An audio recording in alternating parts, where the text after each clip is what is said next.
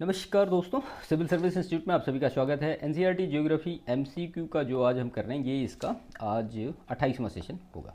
ठीक है, 27 सेशन जो है वो 6 से लेकर के 12 तक की जो एनसीईआरटी वो हम कर चुके हैं, ऑलरेडी चैनल पे अपलोडेड भी हैं। इसमें सबसे पहला जो प्रश्न दिया गया है कि ऐसे ही जैसे लास्ट सेशन में हम कर रहे हैं, एक क्वेश्चन उसके 3 स्टेटमेंट, उसके बाद फिर आपको उसमें सॉल्व आउट करना। तो निम्नलिखित कथनों पर विचार करें। पहला कथन है, सड़क परिवहन डोर टू डोर सेवा प्रदान करता है, लेकिन सभी मौसमों में इसकी विश्वसनीयता सीमित हो सकती है। दूसरा कथन दिया गया है कि पनामा नहर अटलांटिक महासागर को प्रशांत महासागर से जोड़ती है और इससे न्यूयॉर्क और सैन फ्रांसिस्को के बीच की दूरी में लगभग 13,000 किलोमीटर की कमी आती है। तीसरा कथन है कि पाइपलाइन परिवहन का मुख्य दोष यह है कि इसमें लोच नहीं होती और एक बार निर्माण हो जाने पर इसकी क्षमता को बदला नहीं जा सकता। तो इसमें से कौन कौन से कथन सही हैं? तो इसमें जो भी कथन दिए गए सारे के सारे बिल्कुल करेक्ट हैं। ठीक है, तो सड़क परिवहन लचीला होता है और सीधे ग्राहक तक पहुंचने में सक्षम होता है, लेकिन धातुमय सड़कों की कमी और मौसम जैसे कि भारी वर्षा, बाढ़, इसके उपयोग को क्या कर सकते हैं? प्रभावित कर सकते हैं। पैनामा नहर की लंबाई 72 किलोमीटर है और यह उत्तरी अमेरिका की पूर्वी और पश्चिमी तटों के बीच की दूरी को लगभग 13,000 किलोमीटर कम कर देती है। पाइपलाइन परिवहन एक बार बिछा देने के बाद यह लचीला नहीं होता और इसकी क्षमता को बदला नहीं जा सकता। साथ ही रिसाव की स्थिति में इसको ट्रेस करना भी कठिन होता है। तो तीनों ही जो स्टेटमेंट है उनका आपने एक्सप्रेशन भी देखा, तीनों ही सही हैं यहाँ पे। दूसरा जो प्रश्न दिया गया है कि निम्नलिखित कथनों पर विचार करें। पहला कथन है, उत्तरी अमेरिका में सड़क घनत्व सबसे अधिक है और इसका वैश्विक मीटर योग्य सड़कों में लगभग 33% हिस्सा है। ठीक है, दूसरा कथन दिया गया है कि भारत में सड़क घनत्व प्रति 100 वर्ग किलोमीटर पर कितना है? 327 है, जो विश्व में सबसे अधिक है। और तीसरा कथन है, विकसित देशों में सड़कों की गुणवत्ता और निर्माण मानक और विकसित देशों की तुलना में बेहतर होते हैं। कौन सा इसमें से कथन सही होगा? तो यहाँ पे दूसरा कथन है ये गलत है, बाकी 1 और 3 करेक्ट है। तो दूसरा गलत क्यों है? तो उत्तरी अमेरिका में विश्व की लगभग 33% जो मीटर योग्य सड़कें हैं और यह सड़क नेटवर्क में अग्रणी है। विकसित देशों में उच्च लागत और आधुनिक तकनीकी के कारण सड़कों की गुणवत्ता बेहतर होती है। ठीक है, तो यहाँ पे केवल 1 और 3 करेक्ट होगा। क्वेश्चन नंबर 3 है, निम्नलिखित कथनों पर विचार करें। पहला कथन है, रेलवे परिवहन भारी सामान और लंबी दूरी की यात्राओं के लिए उपयुक्त होता है।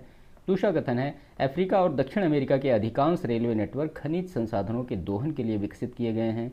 तीसरा कथन है, यूरोप का रेलवे नेटवर्क सबसे कम घनत्व वाला है। आपको बताना है इसमें से कि कौन सा सही है। तो देखिए यहाँ पे केवल 1 और 2 सही होगा। यूरोप का जो रेलवे नेटवर्क है सबसे कम घनत्व वाला नहीं है। तो रेलवे का प्रयोग भारी माल और लंबी दूरियों की यात्रियों को ले जाने के में होता है और अफ्रीका और दक्षिण अमेरिका में खनिज क्षेत्रों के लिए रेलवे मार्ग का विकास किया गया है। ऑप्शन बी यहाँ पे करेक्ट होगा, केवल 1 और 2। क्वेश्चन नंबर 4 देखते हैं। Consider the following statement. Statement 1 is water transport is the cheapest mode of the transport as it has the lowest construction cost. Statement 2 is the North Atlantic Sea route is busiest sea route in the world, and statement 3 is the Indian Ocean Sea route connected only Asian countries. Which of the following statement are correct? तो जो हिंद महासागर के समुद्री मार्ग हैं वो केवल एशियाई देशों को तो नहीं जोड़ते हैं, वो बहुत सारे अफ्रीकी जो कंट्री है उनको भी जोड़ते हैं। तो केवल 1 और 2 सही होगा। तो जल जो परिवहन है उसकी लागत कम होती है और यह भारी माल के लिए उपयुक्त होता है।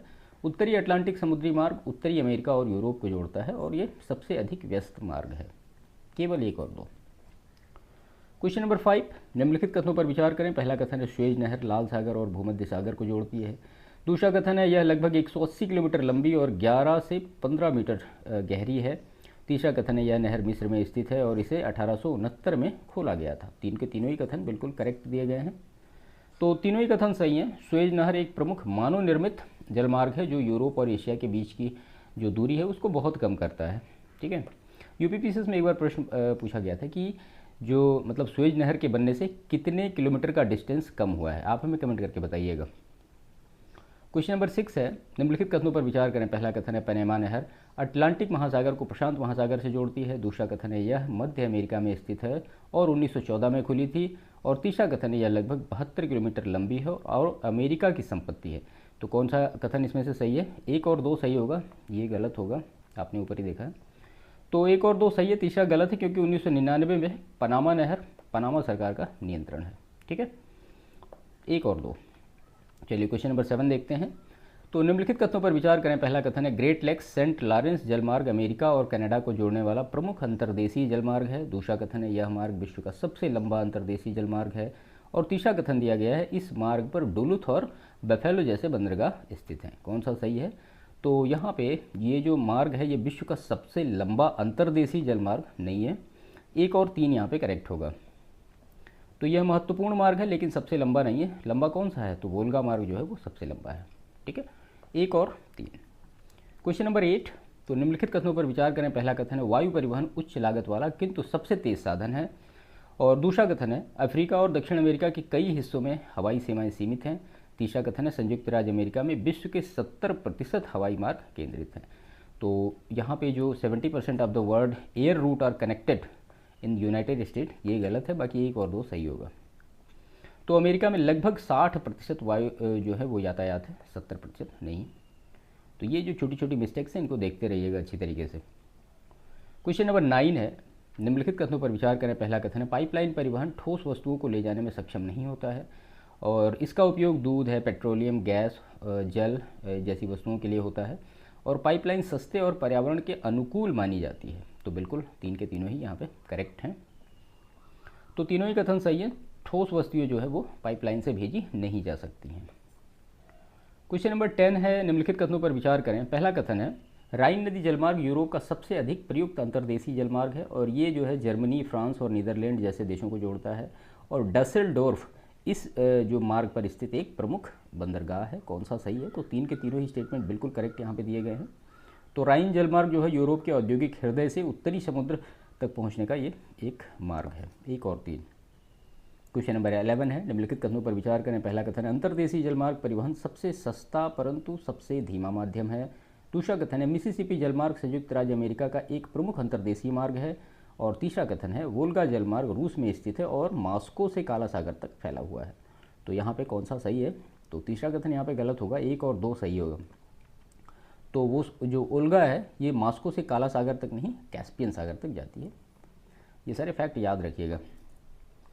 चलिए इसके बाद क्वेश्चन नंबर 12 है निम्नलिखित कथनों पर विचार करें। पहला कथन है संचार में जो ऑप्टिकल फाइबर केबल होते हैं उनका उपयोग डेटा को तीव्रता से भेजने के लिए किया जाता है। और भारत का उपग्रह जो पहला उपग्रह आर्यभट्ट 1980 में लॉन्च हुआ। इंटरनेट, ई कॉमर्स और ई लर्निंग ने अंतरिक्ष संचार को सामाजिक आर्थिक रूप से विस्तारित किया है। तो कौन सा सही है इसमें से? दूसरा कथन गलत होगा। 1 और 3 यहाँ पे करेक्ट होगा। तो ये जो आर्यभट्ट 1975 में गया था, 80 में नहीं गया था। ठीक है, देखिए ऐसे ही परीक्षाओं में प्रश्न स्टेटमेंट में पूछे जाते हैं और छोटे छोटे फैक्ट होते हैं, हमें लगता है सही है लेकिन मिस्टेक हो जाती है। इसलिए जो भी पढ़िए बिल्कुल फैक्ट पढ़िए, अच्छी तरीके से पढ़िए उनको। क्वेश्चन नंबर 13 है निम्नलिखित कथनों पर विचार करें। पहला कथन है भारत में सड़क मार्गों की कुल लंबाई विश्व में दूसरी सबसे बड़ी है। दूसरा कथन है भारत का औसत सड़क घनत्व जापान और फ्रांस से अधिक है। और तीसरा कथन है असिंचित धातु सड़कें सभी मौसमों में उपयोगी होती हैं। कौन सा सही है? तो यहाँ पे केवल 1 सही होगा, 2 ये 3 दोनों ही गलत होंगे। तो भारत में अमेरिका के बाद विश्व की दूसरी सबसे बड़ी जो सड़क नेटवर्क है वो है। ठीक है, केवल 1। क्वेश्चन नंबर 14 है निम्नलिखित कथनों पर विचार करें। पहला कथन है केबल वे और रोपवे अधिकतर खानों, खड़ी ढालों और दुर्गम क्षेत्रों में उपयोग होते हैं। दूसरा कथन है रोडवेज की तुलना में पाइपलाइन परिवहन अधिक लचीला और बहुउपयोगी होता है।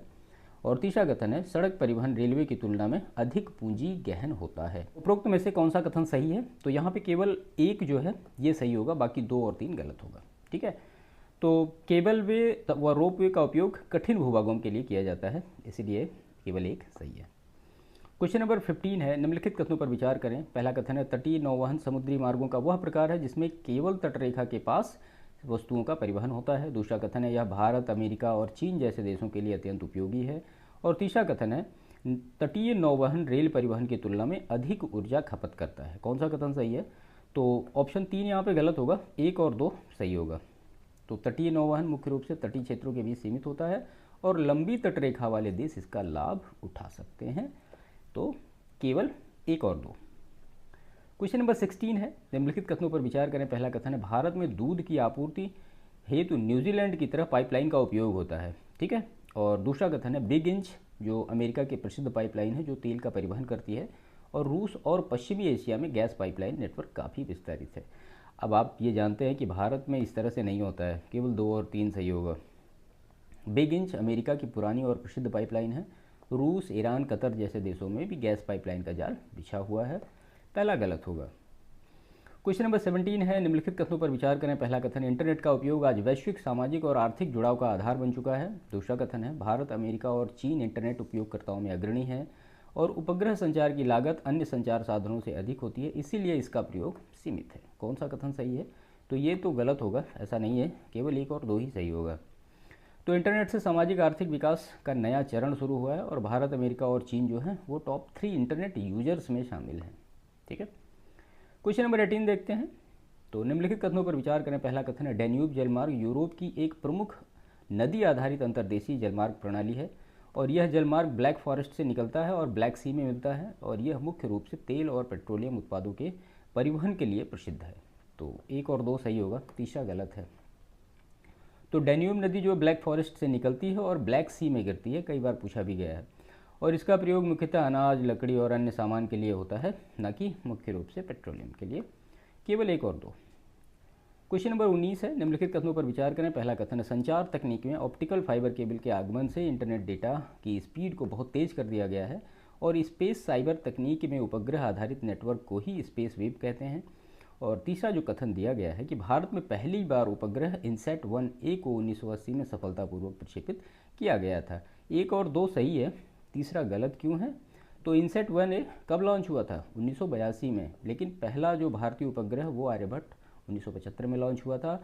और जो ऑप्टिकल फाइबर केबल है उसने इंटरनेट क्रांति को गति दी है और अब स्पेस वेब में एक अंतरिक्ष आधारित डिजिटल नेटवर्क उपस्थित है। केवल एक और दो। क्वेश्चन नंबर 20 है, निम्नलिखित कथनों पर विचार करें। पहला कथन है, सड़क मार्ग जो है डोर टू डोर सेवा प्रदान करने में सक्षम होते हैं। दूसरा कथन है, असिंचित सड़कों की तुलना में पक्की सड़कों की निर्माण लागत कम होती है और सड़क मार्ग अन्य सभी परिवहन माध्यमों की तुलना में सर्वाधिक लचीला होता है। तो जो असिंचित सड़क होती हैं वो उनकी तुलना में पक्की सड़कों की निर्माण लागत कम कैसे हो सकती हैं? तो केवल एक और तीन सही होगा। तो पक्की सड़कों की निर्माण लागत अधिक होती है जबकि असिंचित सड़कों की कम होती है और सड़क मार्ग जो है लचीला है, कहीं भी पहुंच सकता है, इसलिए यह door to door service provide करता है। तो केवल एक और दो सही है। ठीक है, तो ये 20 क्वेश्चन थे, कंप्लीट हुए यहाँ पे।